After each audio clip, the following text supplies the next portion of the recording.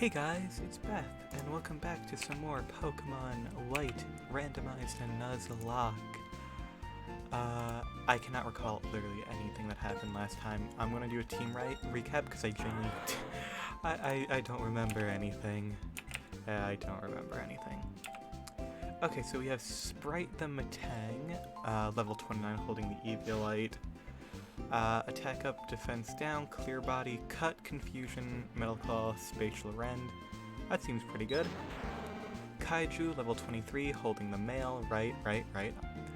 Bite, rock slide, mist ball, flame burst. Even though our special attack stat is like half of our attack stat. I guess it used to not be like that. Okay, then we have Nutter Butter holding the experience share.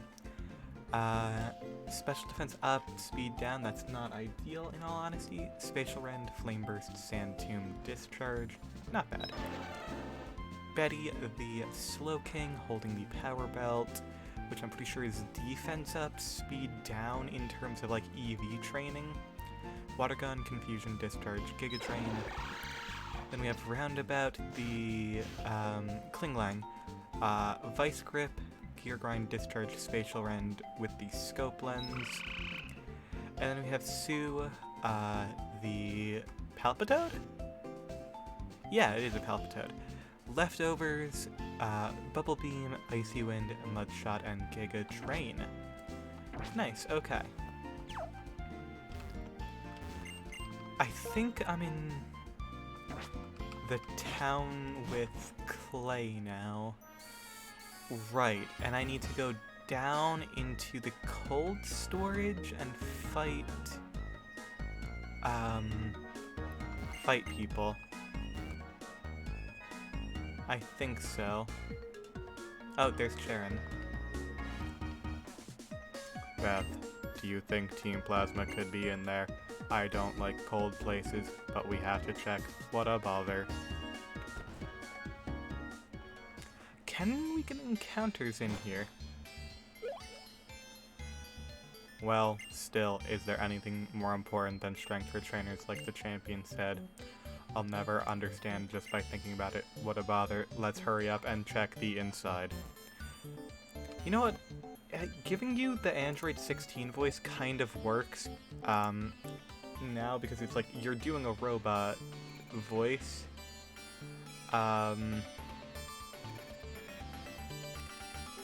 What am I thinking about? Oh yeah, because you have a very one-track mind. Hold on, let me check the cold storage if you can get anything in here. I hate the music here right now, actually.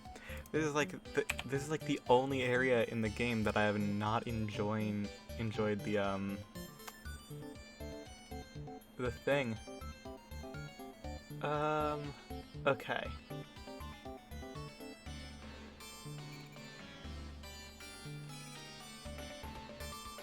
It doesn't look like we can catch things inside here, no. Okay, so that kind of sucks. I should also probably... Yeah, there. Now I can see if I'm recording, like, audio and things. That's good. Nomelberry. Okay, so that's the way we come back.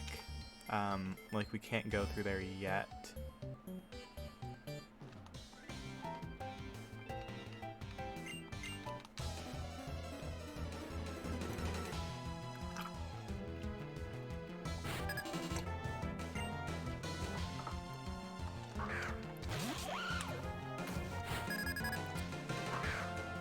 You know, now that I've done the Android 16 voice, I'm thinking about, Dragonball again, which I haven't played Xenoverse in a while. Maybe I should eventually get back to that. Oh, fuck. Do I even have the same files on this computer? Oh, that's questions for later.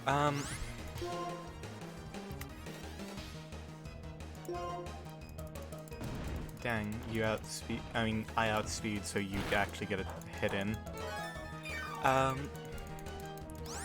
Yeah, what I was thinking is, like, I love, Trunks, and, like, his entire saga the most out of all of Dragon Ball, probably. I think Trunks is by far the best written character. And I'm thinking about it now, and I'm like, God, so, like, we can talk forever about how they undercut Trunks and make, like, so much of his shit just, like, immediately worthless. It's just like, cool, you have this epic moment of him using the Spirit Bomb against Zamasu and cutting Zamasu in half dick up, which is the fucking most amazing thing in the world. And then you decide, oh, I accidentally hit the wrong move because I was using my mouse. And then you decide, you know what, actually, we're going to immediately negate that. But even in Z, where he has definitively, like, the best part of Dragon Ball is the future Trunks saga in Z, and, like, the fucking movie history of Trunks, it's undercut so much, especially in the dub, by just how awful the androids really are. And mainly the voices. The voices of Android 17 and 18, especially 17 in, like, the dub, it's so bad. It's so bad. It's, like, the most lifeless thing in the world. It's like, yeah, they're cyborgs. That doesn't mean that they... Listen, just because you accidentally called them androids instead of frickin' cyborgs doesn't mean that you have to completely remove any life from their performance. I mean, like, originally Cell didn't have 3 different voices in Japanese. He had 3 different voices in English because the voice actor for Cell actually decided to give a shit. But the voice actor for Android 17 is just, like, monotone and does nothing. Like, except there's a bit of smarm in there. It's like, Android 16, the reason that works is because he's 100% a cold, like, he is directly introduced as a cold killer, essentially, with the only purpose of killing Goku. And then, like, that's what makes his, like, moment of, like, his death meaningful, is because he found meaning to life, even though, like, he was an android. He actually didn't have any cyborg characteristics. Like, he was human in no ways other than in his heart. Like spiritually, not physically. He did not have a human heart. But that's part of what makes Android 16 good, is because you start with something that is just a lifeless killing machine, and you turn it into something more. And then you have Android 17, who starts as a lifeless killing machine and then sort of just becomes a lifeless park ranger. I mean, he has a really good fight with Piccolo. Like, that's one of the best in all of Z, in my opinion, but, like, I'm not someone who really cared for Android 17 or 18. Him, especially since, like, in Super, I don't completely understand, because I don't know if I'm misremembering things, but, like, they did the whole thing of, like, oh, I'm going to activate the bomb in my body, that way, like, I can give Goku and Vegeta a chance to heal, and possibly even do something to Jiren. But, like, wasn't part of, like, Z in general, like, after the Cell Saga, where you brought back 18 and 17, because they were both technically, well, 18 got punched out, 17 got brought back because he was technically a person killed by Cell. It crashed on me. Damn it, okay, well, I didn't even actually get that far, so it's not that big of a deal. I'll just speed it up and get to that point again. I don't really have the energy to get back to, like, just load back to that portion, but that reminds me, I definitely need to, save state more frequently.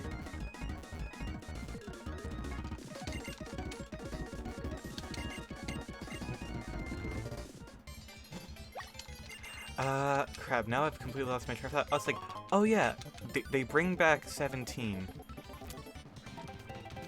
Wasn't part of Z that Krillin wished that the androids no longer had bombs in them? Like, I could have sworn that was a thing.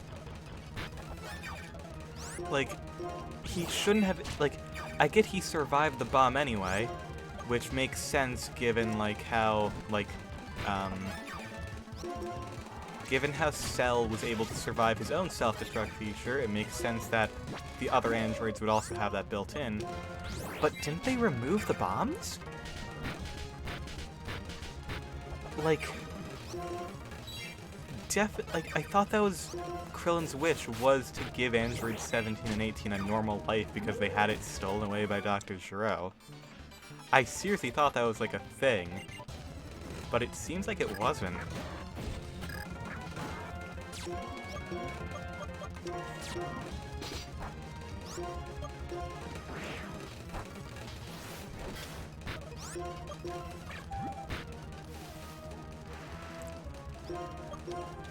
I don't know. I do think he had, like, 17 in Super was definitely better than 17 in Z, and, like, Super 17 in GT, in my opinion, is a really strong concept that isn't executed well. But I think a lot of the scenes surrounding him are really good.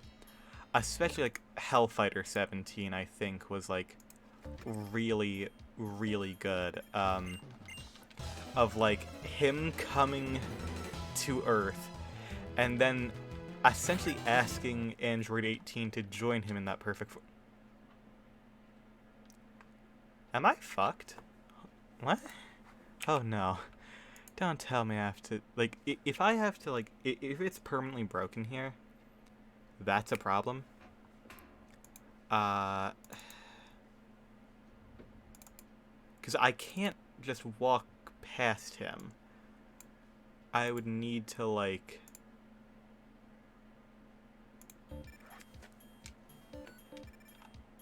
I would need to walk through walls this. Oh wait, no, I can just bypass him. Okay, I'm just gonna bypass him. Like, I think I'm just gonna do that. That way I don't have to, like, risk it. Yeah, the scene where Android 17 comes back and, like, with Krillin 18 and Marin, where he essentially just murks all of them after 18 says no and just, like, wants to live a normal life. It's so, like, it's such a powerful moment. Because, like, even though inherently death in Dragon Ball does not matter, like, we get that, like... Well, in GT it actually does, but, you know, GT's not allowed to have good ideas, right, guys? You know, GT isn't allowed to have good ideas.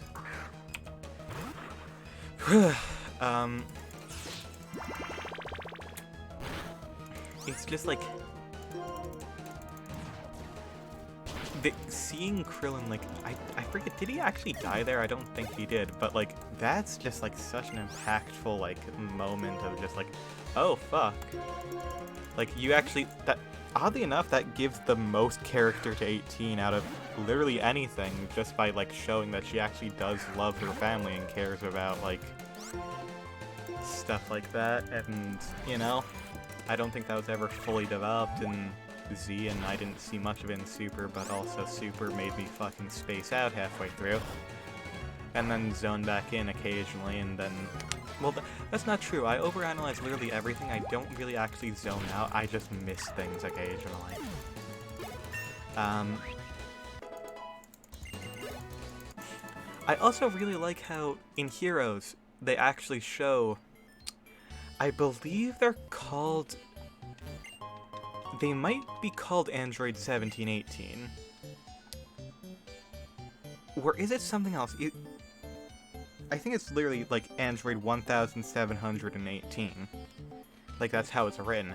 Which is the fusion of Super 17 from GT and Android 18. which creates like a more perfect Super 17.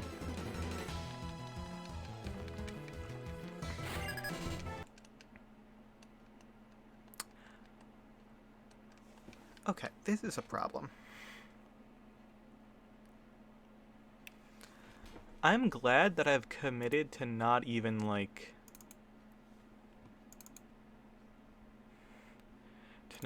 actually... Wait, no, I opened up Desfume, that, in a version that wasn't that. Like... Okay.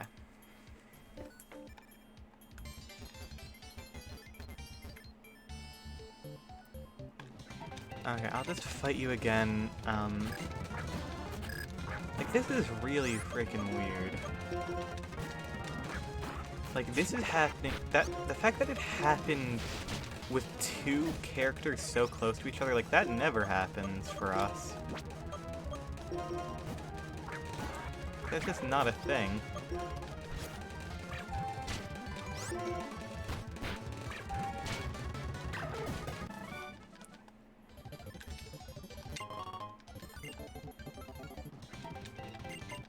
Oh, I didn't mean to. Oh. Okay, that time it didn't crash, so that's good. Oh shoot, now I'm asleep. But actually, I'm still probably like the best Pokemon to be in for this scenario, so that's fine. Oh, well that sucks for me. Actually, wait, no, I have Sue, so it's not a problem. I'll just hit it with a Mud Shot.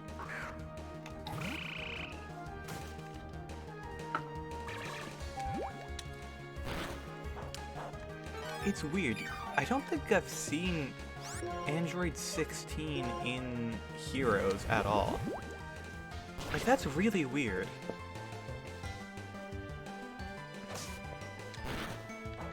I'm sure eventually they're going to do something with, like, Android 21 and 16 in Heroes, because, like, duh.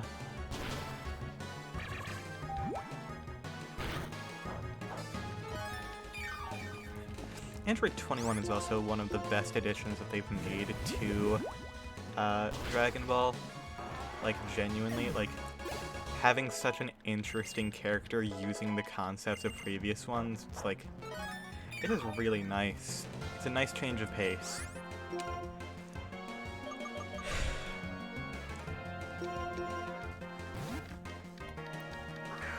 God, now, I'm just thinking about, like... I've talked about this before, I genuinely, like... I appreciate Team 4-Star and what they've, like, created, because a lot of work and effort clearly went into it. And a lot of their stuff is, like, really good, and I love, like, their gameplay channel is, like, great. I used to watch that a lot when I was a bit younger. But, like, God, that... A lot of what they've created has wound up, in part, creating a whole lot of, like, just problems for the series itself. Like, I don't want to, like... I don't want to blame, like, the reason that Goku is a regressed character in Super. Oh hey, a Master Ball. I don't want to blame the fact that he's a regressed character in Super based entirely on the fact that, like, of how popular the abridged series really was, since it was really popular. Oh, I'll finish later. Oh, is someone in there? Shall we go then? Okay. Like...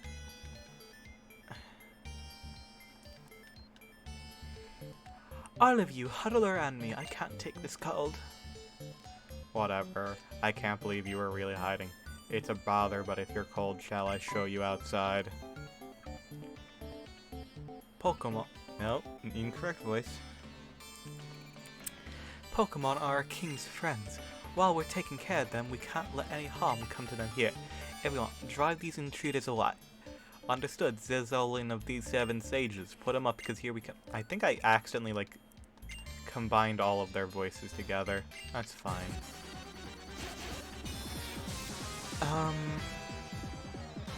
Yeah. what I was saying was, like, I don't want to blame everything that bad about the series on them, because obviously, like, it's not all their fault. I just want to say, it's like, they definitely had an influence. Like, I don't think that they would just, like, it's not one of those things where I would expect that sort of series to be ignored because of how fucking huge it was and how popular it was. Like, it really did start a revitalization of mainstream Dragon Ball. Like, that's not even a joke. It's like not even me being like facetious, it's just like actually true. They put a lot of like work into it, and it really showed through in how making a community and exposing it to more people. But I think that they've played a part in it. Not through their own fault, but just because, like, a lot of the abridged series, it's supposed to be a parody, but also, in some ways, it wasn't done well enough to fully convey that. It's... ugh. And a lot of their opinions have not been the greatest, and I think it definitely, a lot of what they have said have made it so that GT is just, like, seen as, like, something terrible. Like, I understand not liking GT, it's very different from the rest of the show, but it's not bad. Genuinely. It's like that... The thing that's, like, really bothered me is, like, they were doing...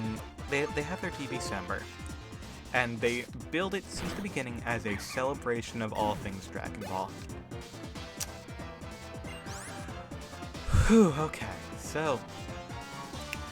I can count on one hand the amount of times they have ever put GT on those lists.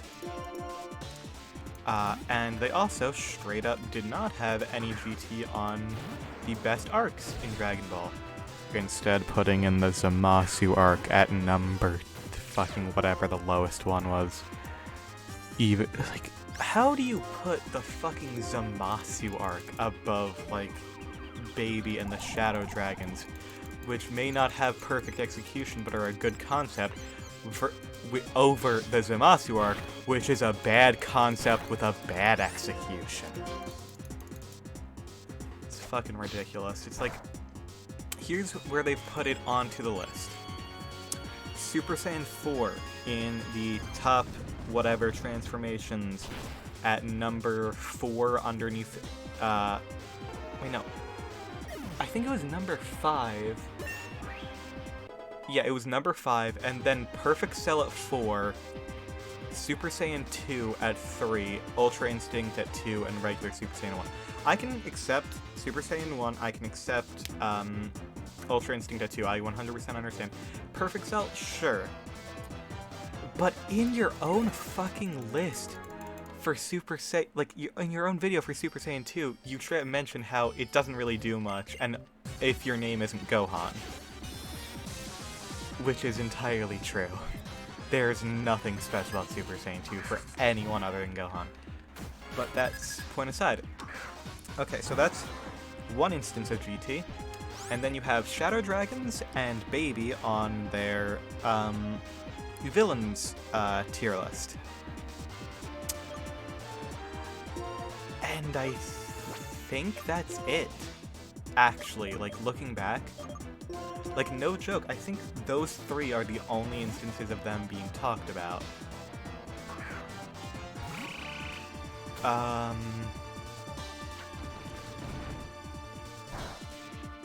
They made a joke at its expense in every list, but namely coming to the final Shine attack, which, sure.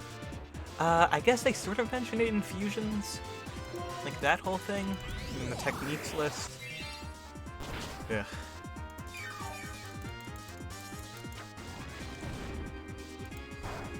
But what I was saying is, like, they were making a joke in the Final Shine attacks thing, and... But they did also say that the Dragon Fist is essentially a GT technique, which I say is pretty much true. It didn't debut in it, but it's used pretty much in one Z movie, and then the rest is all in GT. So, like, it really is a GT move. Crap.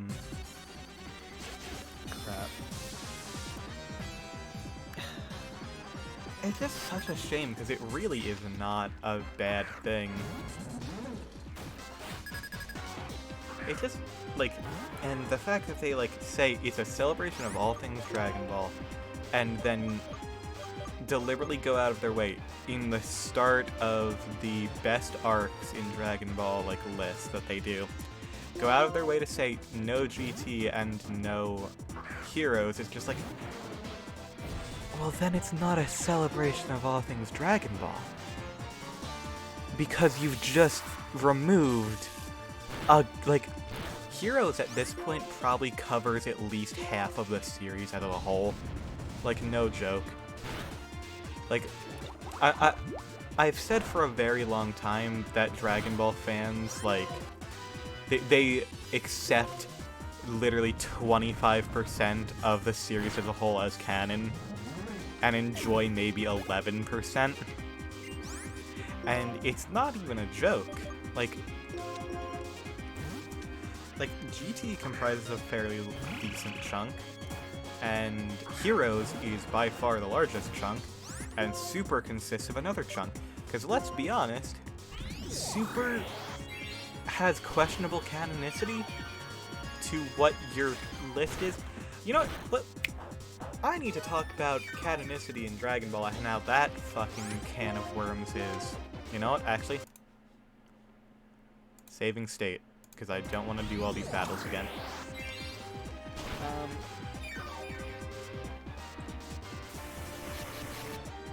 Oh, my other replacement figure came in. That's good. Let me see if that one's broken. I'll have to do that later. Muddy Water. How much? It's technically better than Bubble Beam, but I'm gonna be honest, I'll take the chance to actually hit. You miss those moves more than you actually hit them. It's not worth it.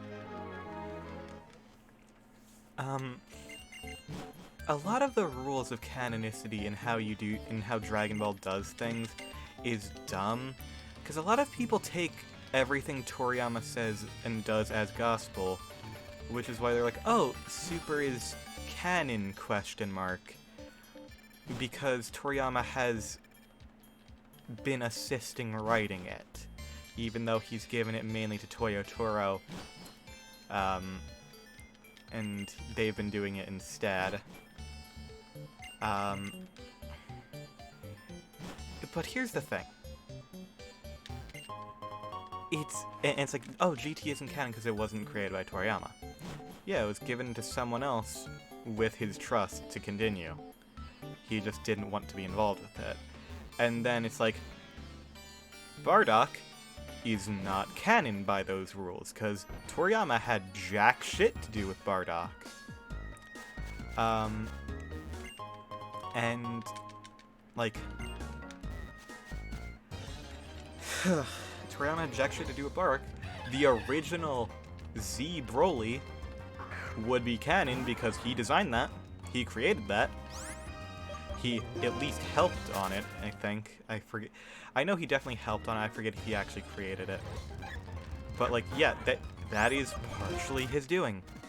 Just like, and then is Dragon Ball Z Kakarot the game canon because he designed one of the new former Ginyu Force members, and is Dragon Ball FighterZ canon because he designed Android 21.